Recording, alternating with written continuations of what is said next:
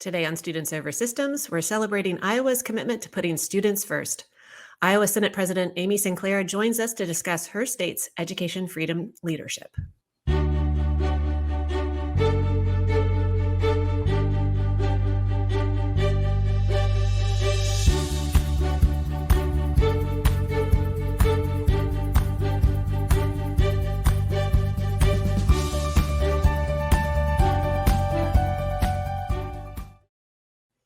Welcome to Students Over Systems, a podcast that celebrates education freedom. I'm your host, Jenny Gentles. At Students Over Systems, we talk with the creators, advocates, and beneficiaries of education freedom.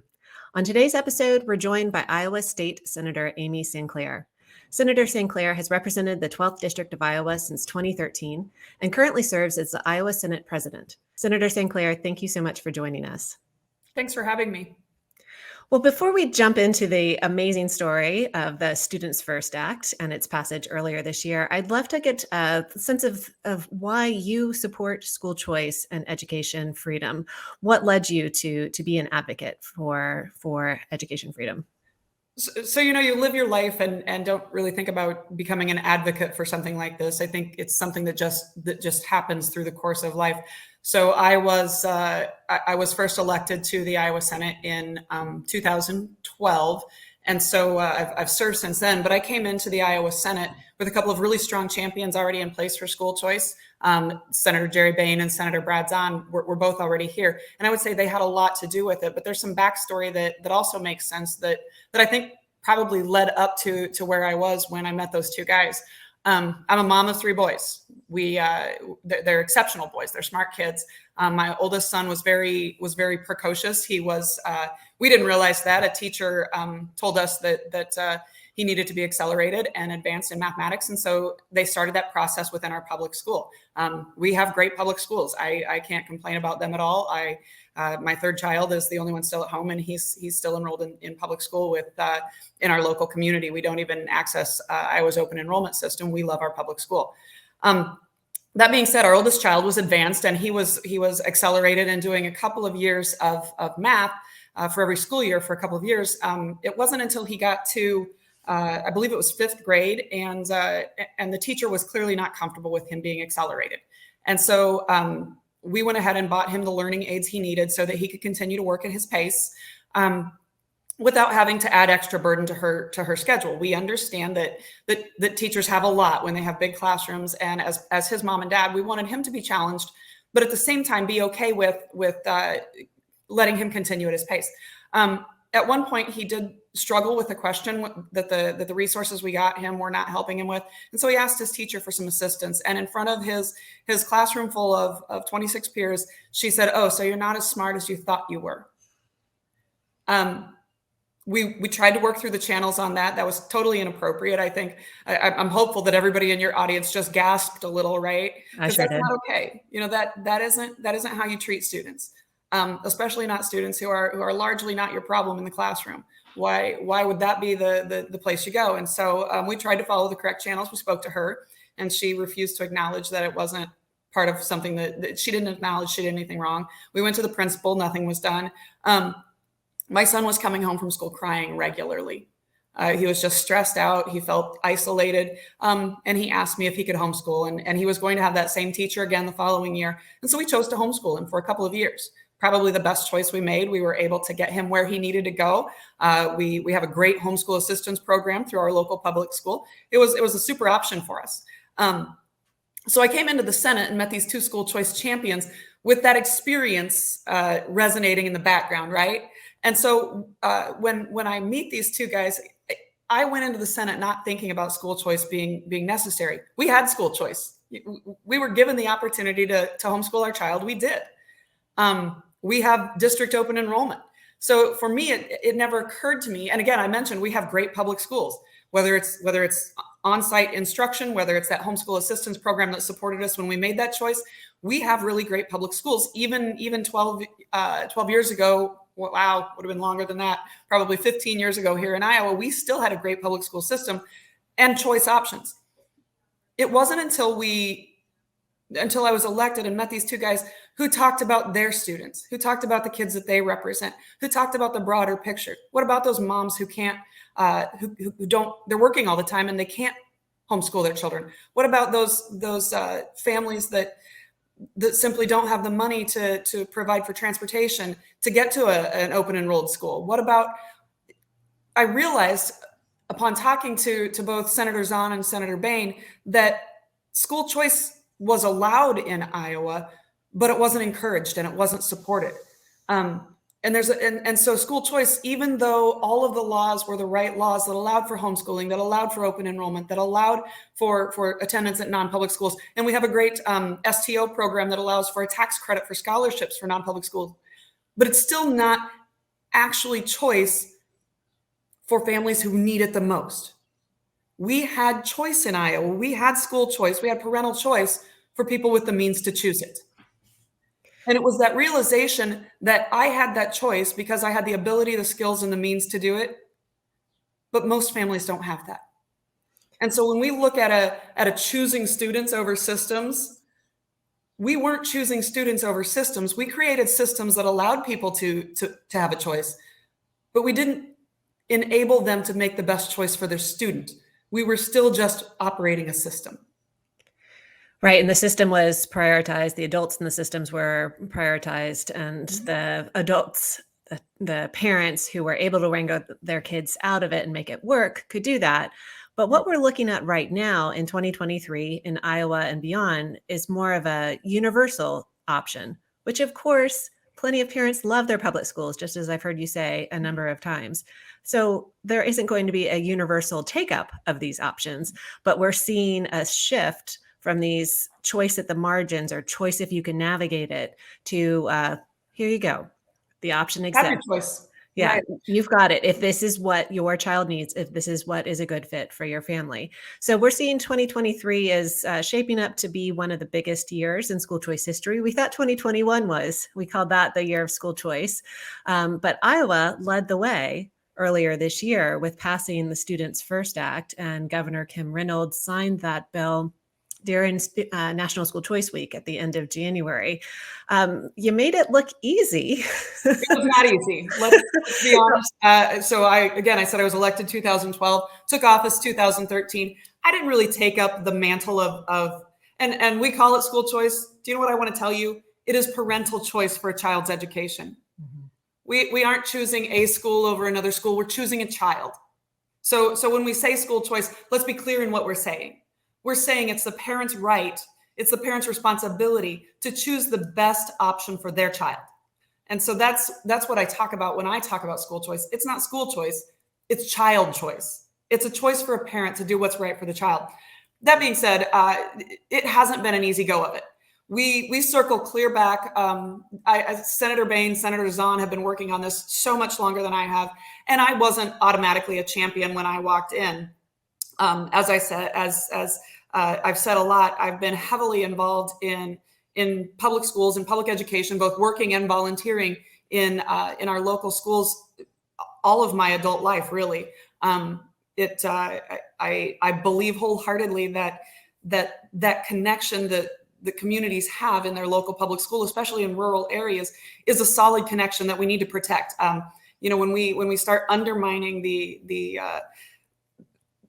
pillars of our community, if you will, we kind of lose touch with each other. And so I wholeheartedly believe in our schools, in our churches, in our local governments, in our hospitals. I believe in those things, in those institutions. They matter to a society.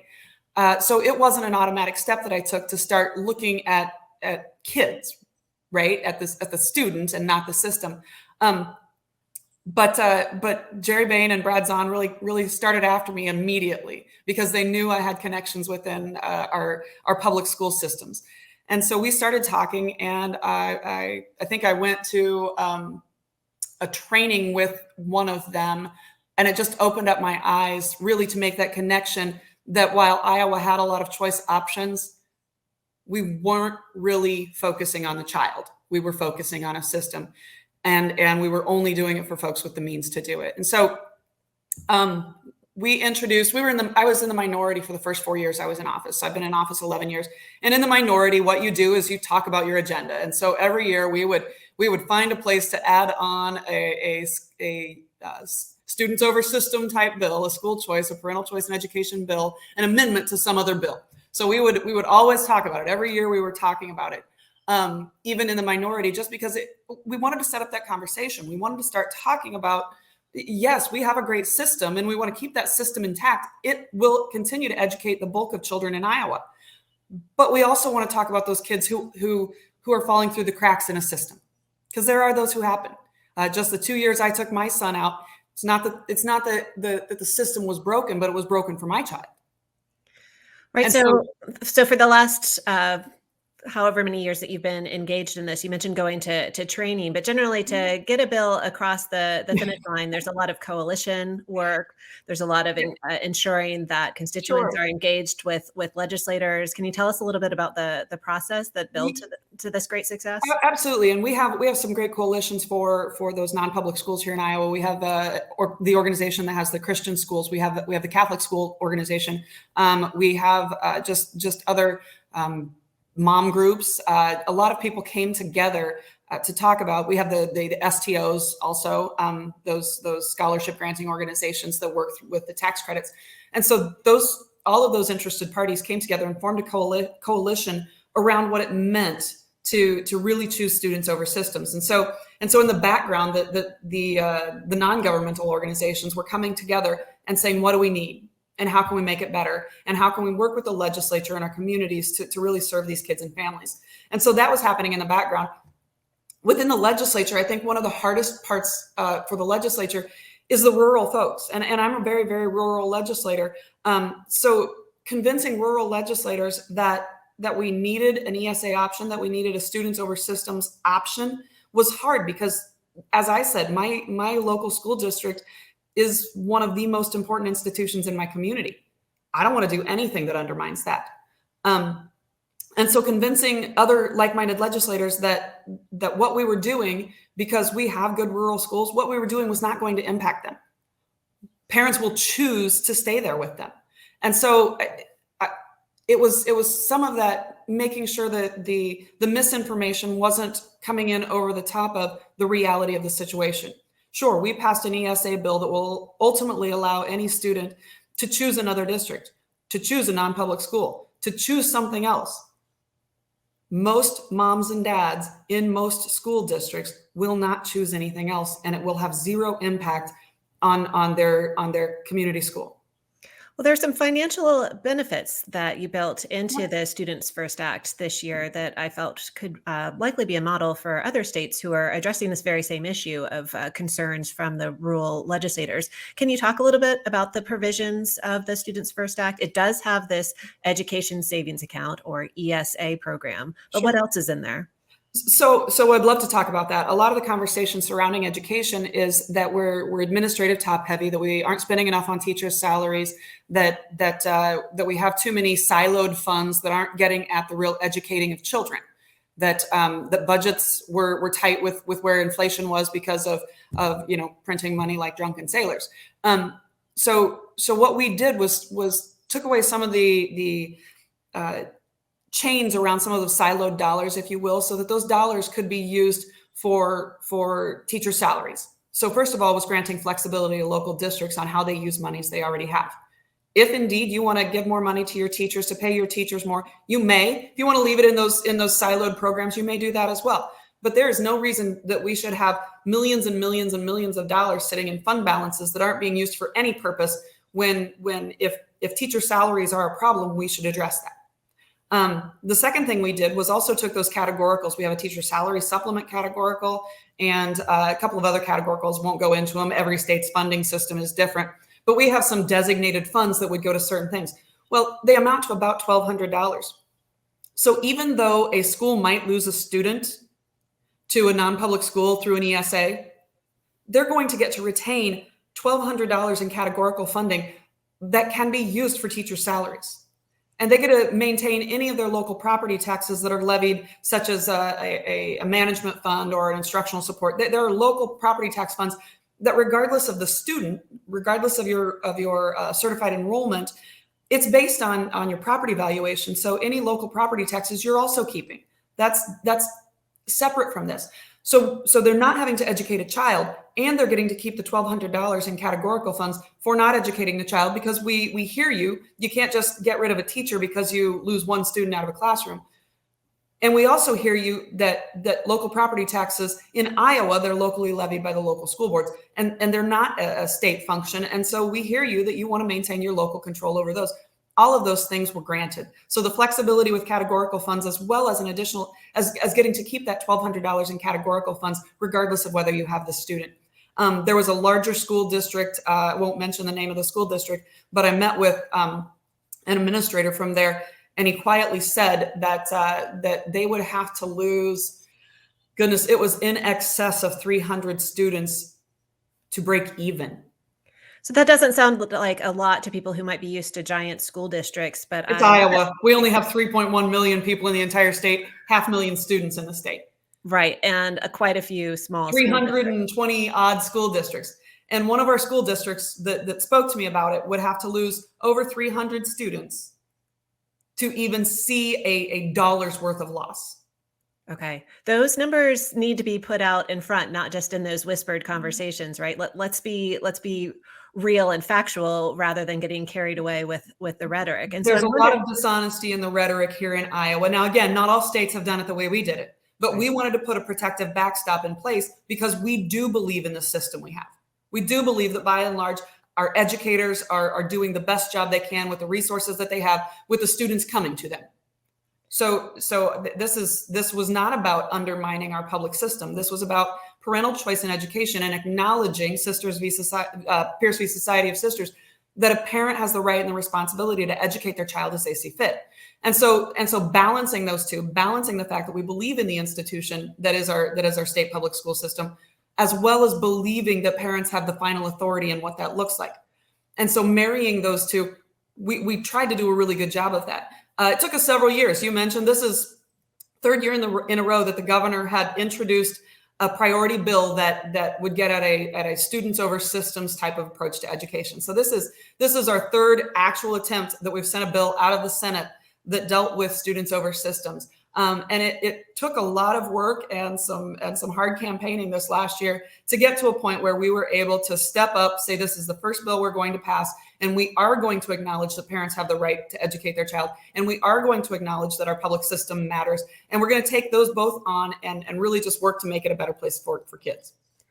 All right, so let's talk a little bit about that word campaigning. We'll step out of this policy wonk conversation that we've had about the provisions of the bill and talk about the legislative campaigns that might have been impacted by support for education freedom, for a students first approach. Can you tell us a little bit about what happened in Iowa to some legislators who did not support this approach? I can, and I'll admit, I'm a political junkie, so what happened made me a little nervous. I'll just be honest. I loved Ronald Reagan, and I believed wholeheartedly in the fact that we shouldn't fight amongst ourselves. But sometimes you have an issue arise that matters so much that it's time to draw that line in the sand. And this for the governor really became that line in the sand. She wanted for moms and dads to be in charge of their child's education, and she didn't feel like it was happening in every instance. We had a handful of legislators in the House that roadblocked continually year after year passage of student first types of programming, those student first types of bills. And the governor actually waded into primaries, and she waded into really tough primaries and was successful in all but one. It was genuinely a mandate for parental rights in education, our primaries last year. So we got through the primary season. Those candidates then went on to win the general elections, and we came in this year with truly the votes to pass what became probably the strongest bill that had been introduced in the state since those amendments that we tried to draft back in the minority to just start raising awareness. We have what will ultimately become a universal school choice program that puts dollars into our public system to make sure that teachers are being well paid and that classrooms are being well served, and that gives local folks flexibility both at the school board level but also at the parental level to make the right choices for the kids that they serve. Right. So we saw the vote turnout in favor of the Students First Act, with the Senate at 31 to 18 and the House 55 to 45. So that change in the House So, membership. so we're actually, so the results after the election in 22, the House is actually now 64 Republican members. We did lose some of those. We still lost some votes, and the Senate having 34 Republican members, and we lost some of those. It didn't end up being a bipartisan vote, and I have to tell you, it should.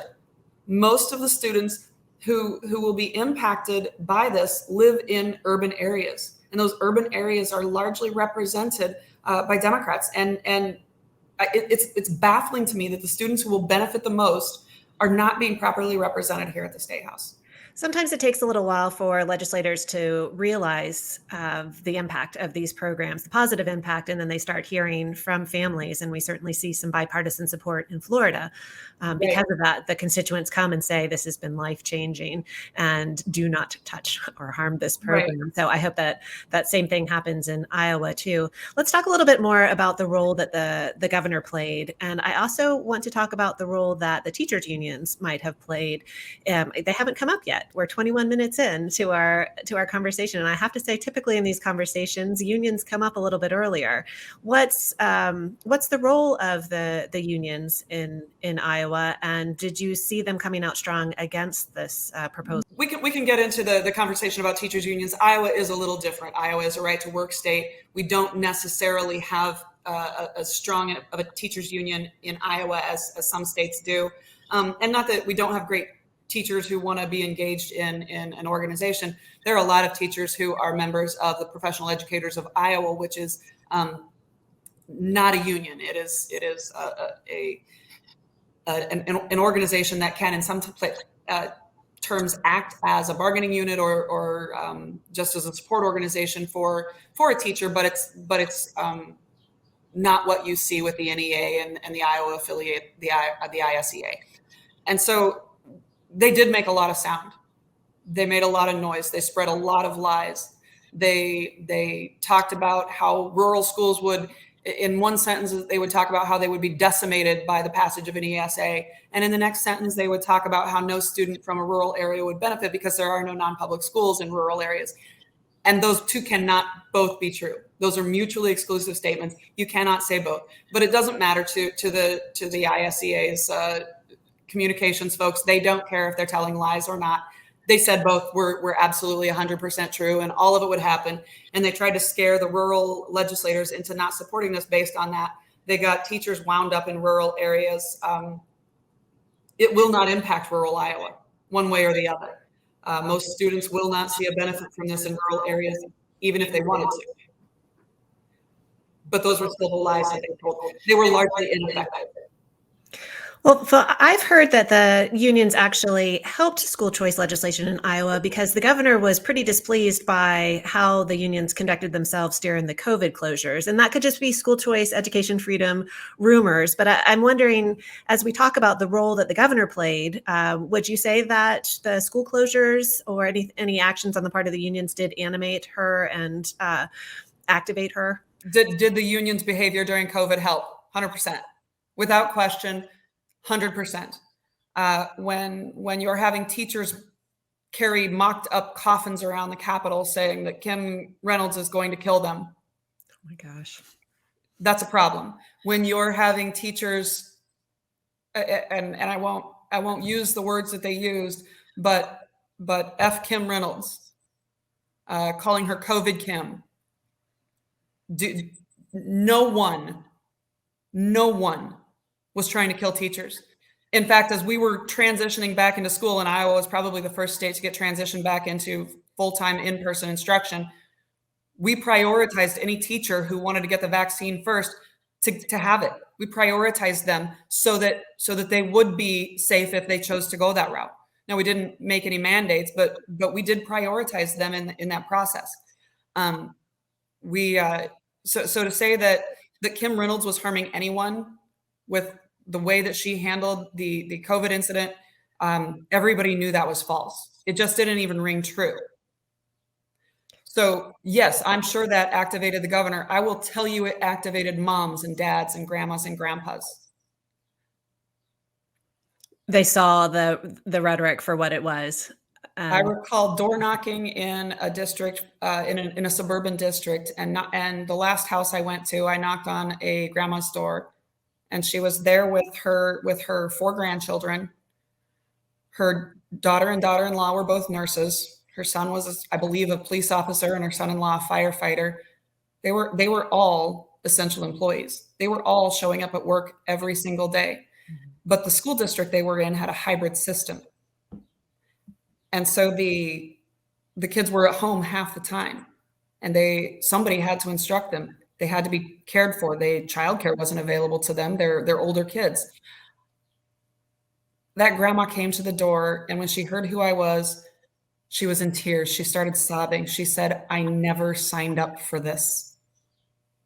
I never signed up to be my grandchildren's teacher." And that was at the conclusion of a day where I had knocked on so many doors where either I saw a sweet little face in the window of a child who wouldn't answer the door because they were there alone, or a 10-year-old answering the door when they shouldn't have, to a stranger. Mm-hmm. Yes, the closure of schools, the behavior of some of the teachers, and again, some, definitely spurred action within the legislature and the governor's office to give parents what they need, which is control over their child's education. Well, thankfully, they have that now with the Students First program, these education savings accounts. In the upcoming year, they'll be eligible for accounts, I think, that are worth about $7,600. And there's been an application season of about a month. It's a short one. And It is a short one. Tell us a little bit as we start concluding our conversation about the response that you've had from parents to this new opportunity. So I will admit, I haven't checked today, but within the first week, there were over 10,000 applications. The legislative analyst for you all had estimated that there would be somewhere around 14 or 15,000. And we've already exceeded that number. Yeah, so you're going to be exceeding that. But let's be clear, that's still less than maybe 3% of the student population. Sure. Again, we're not seeing the floodgates open completely here. It just speaks to the heart of the issue. And the heart of the issue is that parents want to have control over what their child is learning and how. Mm-hmm. And many parents don't have the means to do that on their own. This speaks to the heart of the issue. Now, many of these that are signing up, many of these that are applying are probably current non-public school students who are just below that 300% federal poverty level, 200% federal poverty level. That's probably what we're looking at is a large chunk of those, but also a large chunk of new kids. I was told recently that one Christian school here in the metro area of Des Moines had, for their kindergarten class of 120, I believe they have slots for, they had a 500 student wait list. Oh my goodness. 500 student wait list. There's demand. For sure. And what we've seen, again, in other states like Florida, is that education entrepreneurs, private school leaders, educators who are done with the constraints and the problems of the public system go and form new education options and new schools. So perhaps that's something that we'll see in Iowa too, so that there can be a supply to meet that demand among the parents. Senator Sinclair, we're going to have you back on to talk about the ESA and maybe the future of the ESA, because it is an unusual program in that in order to participate, families first have to enroll their child in an accredited private school. So as we head into future legislative sessions, I will be curious to hear kind of what the thinking is. Will there be opportunity to expand that constraint on the program? Before we have our last question, I do want to speak about one of our favorite podcasts here at IWF. And that is Problematic Women. Are you a conservative woman? Do you feel problematic just for existing in today's political landscape? Every Thursday morning on Problematic Women, Lauren Evans and Virginia Allen sort through the news to bring you stories and interviews that are of particular interest to you, a problematic woman. That is a woman whose opinions are often excluded or even mocked by those on the so-called pro-women left. Lauren and Virginia break down the news you care about in an upbeat and sharp-witted way. Search for Problematic Women wherever you get your podcasts. All right, Senator Sinclair, last question. We like to ask our guests to address the school choice myth that bothers you the most and that you want to dispel today. Ugh. And of course, that's easy for me. I get so frustrated when people say no public dollars for private purposes. That is infuriating to me. Everything the government does with public dollars goes to a private purpose.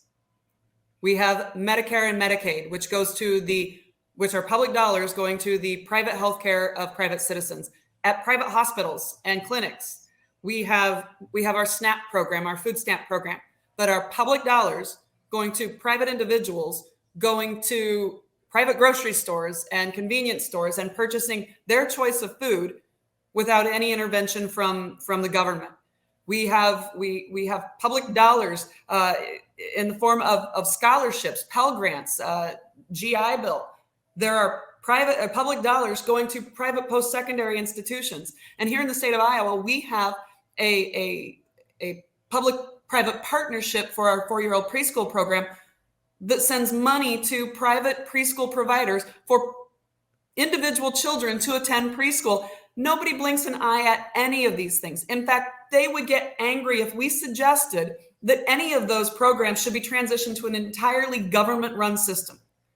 We would be livid if we said, for example, that folks who were getting food assistance had to get their food from some government-run food bank. We would be livid at that. Everyone would come unhinged. We would be angry if we said that folks who were on Medicaid could only go to a public hospital or a public clinic. We would be livid about that. We would say we were discriminating against these individuals in their healthcare choices. Well, I would suggest to you that the public dollars for private purposes myth is just that. It's a myth, and it's beyond time for Americans to wake up to the fact that we shouldn't trap students in a system that may or may not be serving their needs just because we run with this myth. And it is a myth that no public dollars should go to private purposes. That's all government does, is serve the individual needs.